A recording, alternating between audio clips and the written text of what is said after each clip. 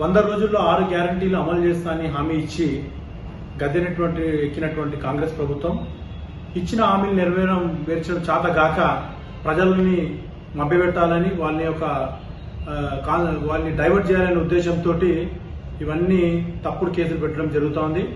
గతంలో కూడా మరి ప్రజలని డైవర్ట్ చేయాలని మరి కేటీఆర్ గారిని డిఫేమ్ చేయాలనేటువంటి దురుద్దేశంతో రేవంత్ రెడ్డి గారు గతంలో కూడా 2 సార్లు విఫలయత్నం చేయడం జరిగింది.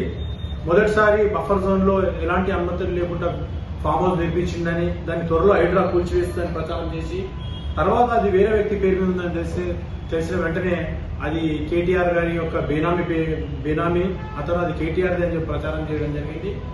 అది కాక రెండోసారి వచ్చినప్పుడు మరి రేవంత్ రెడ్డి గారి యొక్క కేబినెట్ మంత్రి అయినటువంటి కొండా సురేఖ గారు మరి ప్రముఖ నటి అయినటువంటి సమంత, అదేవిధంగా కేటీఆర్ గారి మీద మాట్లాడకూడనటువంటి అనుచితమైనటువంటి వ్యాఖ్యలు చేసి కేసులో పాలయ్యిండ్రు.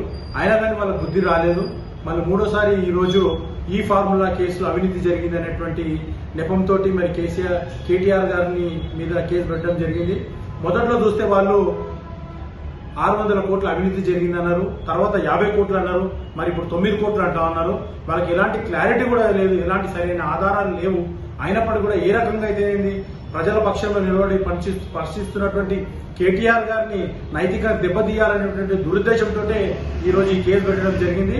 మరి ఇవన్నీ గ్రహిస్తున్నటువంటి ప్రజలు సరైన గుణపాఠం సరైన సమయంలో చెప్తారు.